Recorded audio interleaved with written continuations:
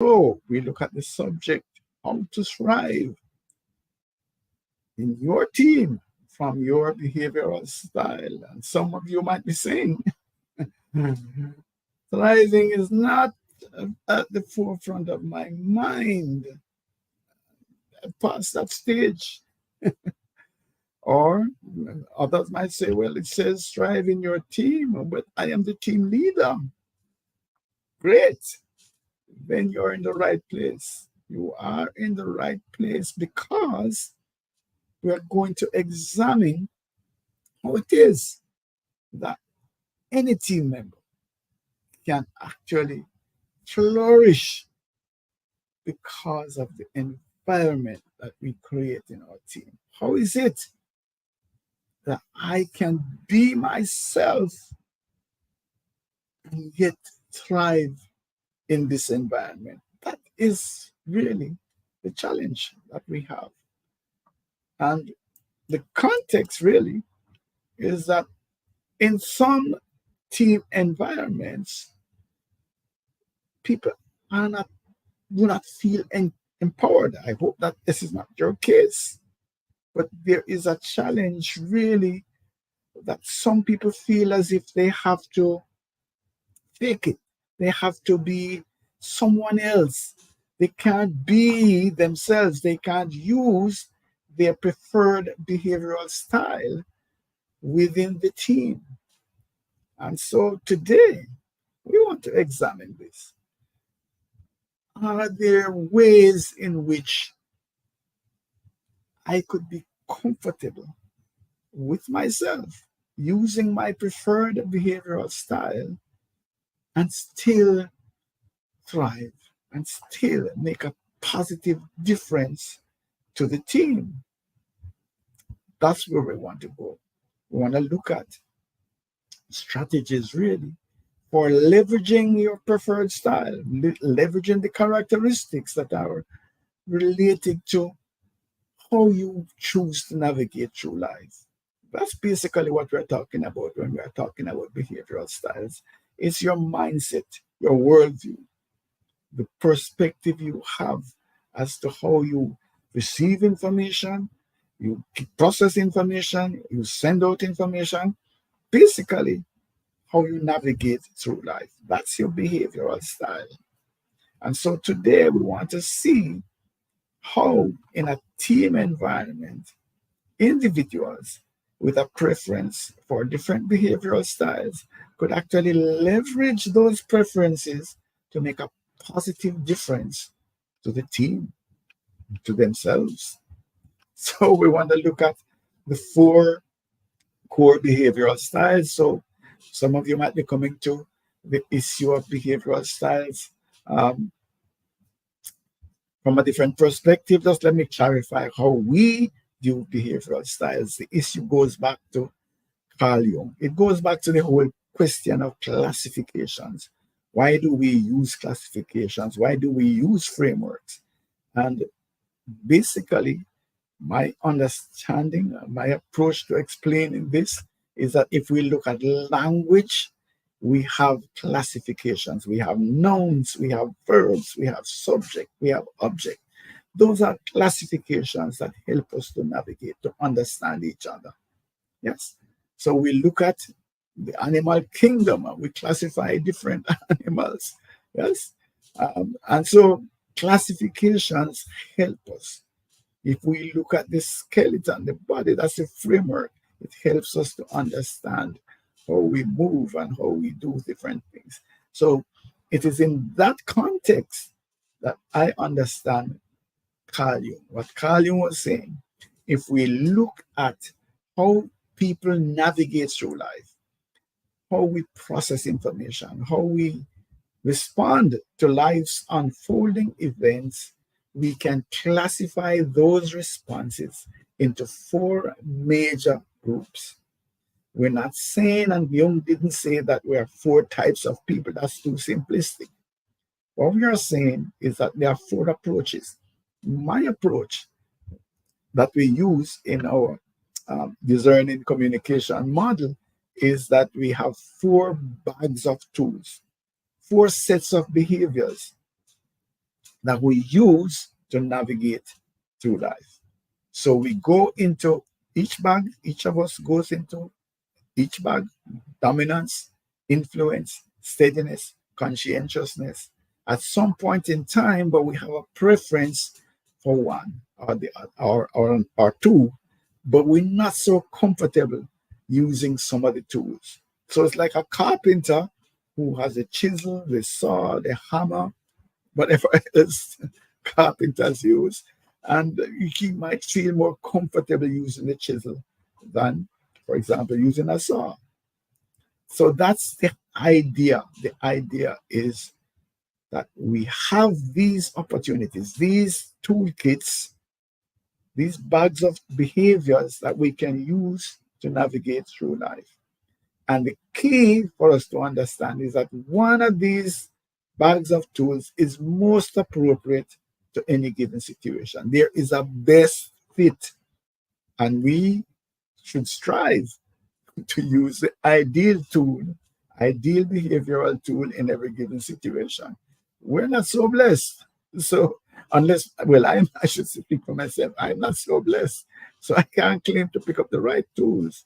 What I have done, though, is I have sought to learn more about what tools work best in a given situation and how to identify what tools to use. So if I'm interacting with someone over the decades, I've been doing this now for 3 or so decades, I've started to learn that if I use this tool when I'm interfacing with somebody who's using another tool, there might be a clash. So I might want to adjust in order to get best results.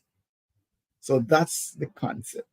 The concept is for us to understand then that there is a classification of tools. And if we understand the framework and we have developed a full body of knowledge around our discerning model of communication and leadership, invite you to learn more about it. We have content that we are open to share with you. But let's get focused on this evening's task, because we promise to be out of here within 30 to 35 minutes. So please just put aside the distractions, because this is useful stuff, as I will explain later. So, D style: dominance, taking charge, decisive, independent, wants to have results yesterday. So, fast paced, want to make things happen. How can I leverage my preference for D style tools? Well, the first thing is the D style tends to be goal oriented, and bring that to the table. Make sure then that as the team is focused going ahead, that there's clarity with respect to goals. What are the objectives? So are we going to have endless meetings? Are we going to have, we're just going out there? Are we going to have clarity as to the goals and the priorities? That's basically what you can bring to the table to make sure that everybody's clear as to what it is that we are after and how we're going to get it, and the fact that you want to win. You never want to lose. So if a target is set, you're going to get it. That's one of the things that we want to look at then, is that bring that to the table. Bring that energy to the table where the team understands that winning is what we are about. Achieving our goals is what it is about. So that's it. And then, of course, in order to do that, we have to show initiative. We have to be resilient. In this age, as we have seen certainly through COVID and following, resilience is a prime competence for organizations. They need to have this adaptability because change is rapid. And so one of the things that comes from the D-Style toolkit is this whole idea of being able to solve problems, the idea of taking on challenges and finding ways to make things work. Bring that to the table. Offer to get ahead of things. See if there's an issue, see how it can be resolved.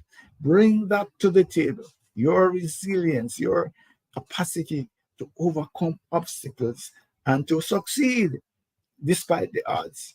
That's what you can bring to make the team more successful. And the third piece, we're just going to do three for each one of these styles because of the time factor, is the communication. Again, the style is known for direct, maybe sometimes people find it maybe too direct, for direct communication, calling a spade a spade. So, and also being able to are wanting to receive information in bullet points, you know. So yeah, bring that to the table. So if the dialogue is going on too long, etc., you try to summarize, try to get people to be concise and to the point, so that we're not spending 5 hours over something that could be discussed and resolved in an hour. And also, the D style wants to know what's in it for me.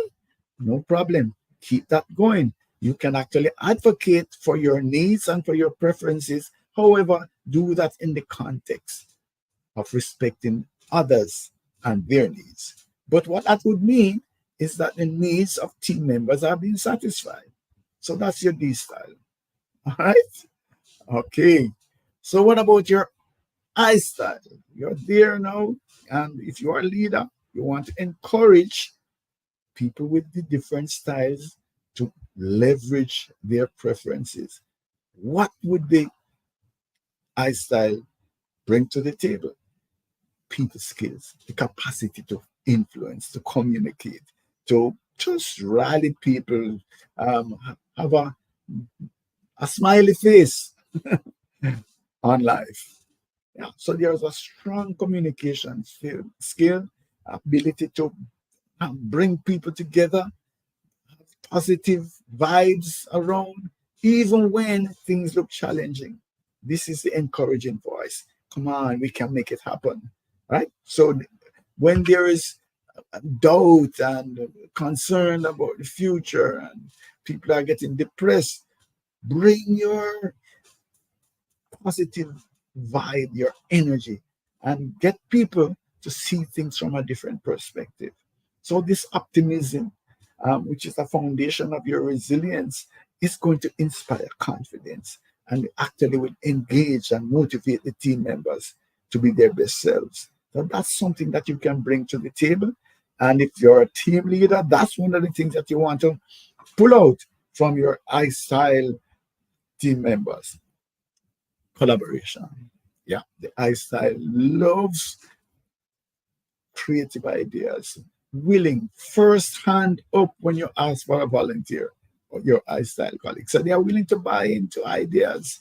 So one of the things that you want to do then is to foster that kind of environment where people are willing to throw their ideas and willing to buy in and to support the ideas. So that collaborative spirit that we are all one for all for one, one for all. That is something that the iStyle could bring to the table. One of the challenges that we have right now in teams and Deloitte, I've been tracking this for over a decade. Employee engagement is at low, low, low ebb. You know, the last numbers that we're looking at, don't even, they even continue to show them is that 2/3 of the members of your team are actually going through the motions. They're not bought in. They're not fully engaged. And that's something that we need to address. That level of engagement, that energy that they bring into the table. And your iStyle is your best bet for bringing that out. Speak with them, see what it is that they can bring in terms of ideas to get engagement, to rally the team, to be fully engaged. And of course, creativity. That's why I saw an image, where, you had a big calculator, and, a massive camera, cell phone, not cell phone, landline hooked to the thing. And we're just saying creativity. No, we have um, you know, a device that does all of that. So that's part of the creativity. That's part of the innovation that the iStyle brings to the table. Allow them to continue. And if you're, user of the iStyle, please continue to think out of the box. Continue to explore unconventional approaches to the issues that are before you. Even some of the issues that people have not recognized. You know, somebody could say, "What is this for?" But you're ahead of the game because you have seen the possibility. So that's your I style, right? So we have looked at your D style in terms of yes, goal, push the goal, drive, make sure that there's energy there. And then there's also the I style now where we are saying innovate, create a climate where people feel energized, engaged, and use your creativity. All right, let's look at our S style, steadiness, supportive, very people oriented, reliable, yes, loyal. Those are all characteristics of the S style. Yeah. So reserved, inward looking, people orientation. That's steadiness in the discerning communication framework. So reliability. Yeah. Once your S style team member has got it, have clarity about what it is that you want, then you don't have to worry about it. It's going to get done. Reliability, like the sun coming up in the morning, your style colleague is going to get it done. So that's one of the things that we need to bring to the table. And especially in a time where there's a lot of ups and downs and uncertainty, what you would want is not for people to be throwing up their hands and not so sure, and there's a lot of confusion. What you want is for the work to continue. And that's where the S style could come.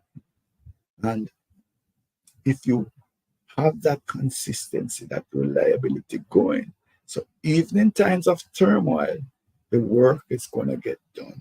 That's one of the things that the S style can bring to making the team success. And they can grow, they can thrive because they're getting things done. The respect is coming to them, and they're showing resilience from another angle.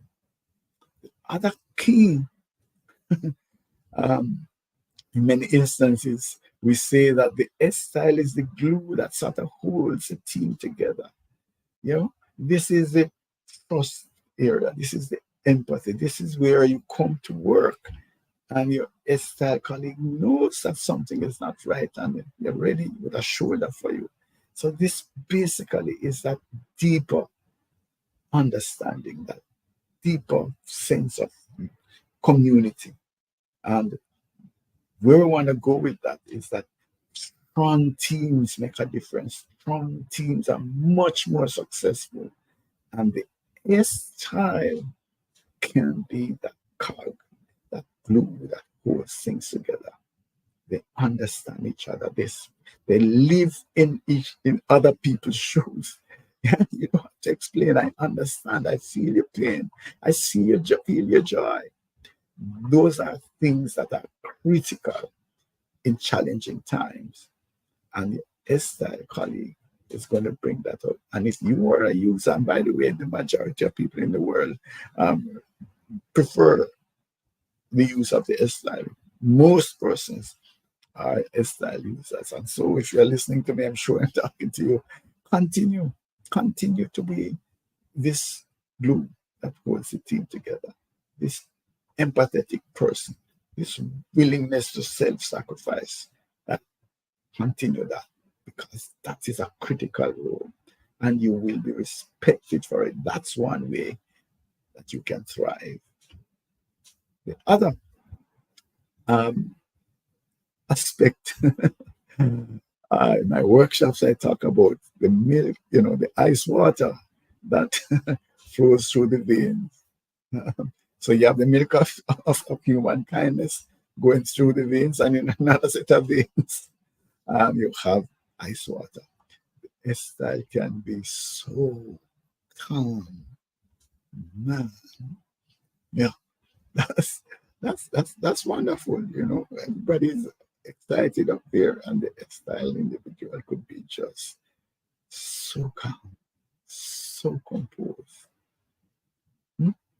And that is something that makes a difference again in a high, random, all sorts of things are happening around, and the style is there. They understand, they see things, they have seen this before, this has come, this has gone, and what's new? So there is this capacity then to keep the team and even keep, even care. So the strong suggestion is that you continue to be this. You let people wonder, what is it that you're smoking? How come you're not excited? And how come you're not flustered? Use that as a sort of steadiness, anchor for the team. And remember your superhero secret, which is your capacity to listen with empathy. So that's where it is. So when there are conflicts, even before we get into that stage, you have heard your colleagues and you understand them. That empathetic listening is critical in terms of fostering stability in the team. All right, moving forward. Now we bring up our freestyle individuals, conscientiousness, right? Compliance wanting, steadiness, ability to ask tough questions. Um, Also, things like holding people accountable, systems, logic, all of those things are part of the C style toolkit. So I'm suggesting that one of the benefits, one way that a C style user can thrive is to just focus on their innate desire and need and capacity to focus on precision, to look for accuracy, to ask the hard questions, and be detail oriented, be fact based. So errors, yes, we say that an erase or now you're using a computer, so the backspace can actually take out errors. Yeah, use it. Do not send me information that's inaccurate. So your C style can actually help in terms of accuracy and in terms of precision, in terms of getting things done correctly so that we don't have to have rework. The cost of rework is phenomenal. That's one of the things that a C style individual can bring to the table. Holding the team accountable for accuracy, for precision, for quality. The other thing would be following the guidelines. Yeah. There's a time now where there seems to be laxity in terms of following procedure and people are experimenting. Yes, but be careful that when you experiment, you don't put the organization at risk or that you don't mess up things. So that's another thing. The C style is very careful, wants policies, wants the guidelines, wants clarity, wants instructions that are specific, that we don't have a lot of mistakes. That's where it is. Last week we did something that says, um, how could it simply instructions be simply misunderstood? That's not part of the C style strategy or approach. They want clarity so that no instruction is misunderstood. Yeah. So that's critical in terms of saving money because of errors. And of course, continuous improvement. The C style has a mindset to want to make things work better. The logic, the systems, how can we improve? How are we encouraging waste in this particular area? How can we eliminate that waste? How can we minimize risk? Those are things that come naturally to C style thinking. And if you embrace that and bring that forward, you're going to make a difference to your team. Yes. So let's look then at what we have been trying to say as we do a high fly back. So your D style, you want to look at the goals and the objectives and to make sure that we achieve our goals. We win because winning is important. And part of it as well is that you have the initiative. You're ready to try to move ahead rather than having to wait. Uh, and your resilience is important. So we want to call on that. And of course, calling a spade, and being more concise is important. Right? The I style, key, engagement, engagement. That capacity to motivate and to communicate in a way that people buy in, that's there. Bring the energy to the team. That's where we go. And of course, you want them to have an environment in which ideas are thrown out. People can listen. People feel comfortable sharing ideas. And people are willing to support these ideas. If you could foster a climate of collaboration, that's going to make a difference to the team. And your creativity. There we go. Right? As I did, I put up my phone to show you the difference that innovation and creativity can make to a team. The style, that reliability, that consistency. While there's chaos around, you continue to make it happen. You continue to deliver, right? And then, of course, that much deeper relationship, that understanding that goes well beyond the hi, hello. So when you're standing in people's shoes and there's strong trust and empathy, that's something that you can bring that would be sort of a glue for the team. And of course, the milk of well, we talk about the milk of humankind is there, but also the ice water through the veins, where when all is falling around, that calmness, that steadiness, that assurance, that's going to help. And of course, we want to talk about the capacity to listen. And of course, your C style, that precision, that accuracy, that avoidance of error makes a huge difference.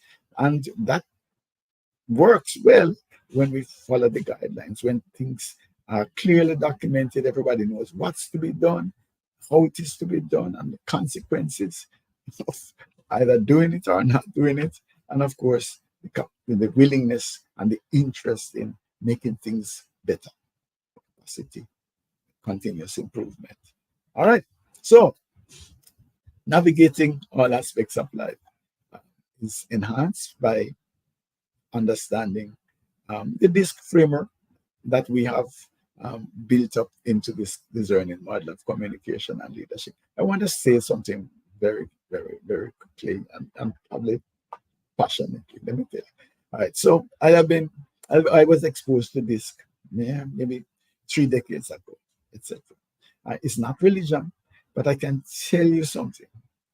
For me, understanding this framework and applying it in life, I haven't found any single framework, any single model that is as important to interpersonal relationship as this. I've gone through Eben Pagan, I've gone through Tony Robbins, Bertrand, and a lot of them. Spend a lot of money. I really am avaricious in terms of seeking after knowledge and whatever. And so this to me, and it's easy to understand, it's powerful in terms of being able to identify the style that is being used by an individual and hearing them. And when I say hearing them, I mean really understanding them and then being able to communicate with them in a style that's similar, that's preferred. That to me is powerful. And I'm just suggesting that you might want to invest in learning more about how you can master this framework. We have a lot of content, a lot of free content, as a matter of fact. So let's have a conversation. Right now, I'm very keen to work with teams because what I'm seeing, a lot of teams are lopsided. We use the behavioral assessments from extended disc, and when we put up some of the team maps, we see a lot of left-sided things. So that when it comes to change and innovation, those teams are going to be challenged in this time. So that's a focus for us now. So you might want to just talk to us about how we can make a difference in your teams, how we can move your team to high performance in these times. We also infuse technology. We are actually a technology boutique. We have a number of solutions that we infuse to support our work. And the Spike Technology Strategic Performance Improvement and Knowledge Enabler is one such multifaceted technology. It includes a learning management system, onboarding, um, performance management, all of that in one. It's a hub, really. And a big part of the hub is the competency framework. So we have an e-competency framework that's infused into the technology that makes life easy as because it drives onboarding, it drives recruitment and selection, it drives succession planning, drives performance management. So those are some of the things that we offer. Just want to share again that we provide rich content, and here are some areas in which you can get it. These live casts are uploaded to our YouTube channel. It's extended disc solutions, as you can see on the screen, and the videos are there. Extended disc solutions on our YouTube channel. We also have a leadership development club. I've been promoting it enough, so it's a very tight membership, but it's the content. It's really just rich content. You don't see a lot of people just dumping advertising material in this LinkedIn group. So it's the Leadership DNA Club, and of course, the live casts are linked also with our Success with People newsletter. The newsletter goes out every week, and you can access it on LinkedIn. See all of them there. Good, rich content. And so, I want to just point that out to you. I want to go back again about who we are. One of the things that you would notice over on the right side here is that we are a SHRM recertification provider. What that really means is that when we offer professional development credits, they are backed by SHRM. You can actually use them to recertify yourself with SHRM CP or SHRM SCP certifications. What it really means is that we meet high quality standards that SHRM would be prepared to accept our professional development credits to recertify individuals. So that's it. Send me a note. I would just love to hear from you, and we can just talk. No holds barred. I mean, no commitments. We can just talk. Let us see how we can do something about your team. Most of the teams that we're looking at now are heavily lopsided towards steadiness and compliance, and they're going to have a challenge in terms of readiness, resilience, change, innovation, creativity. Somebody is coming to eat your lunch, and we can prevent that. Thank you for your time, and may God continue to bless you.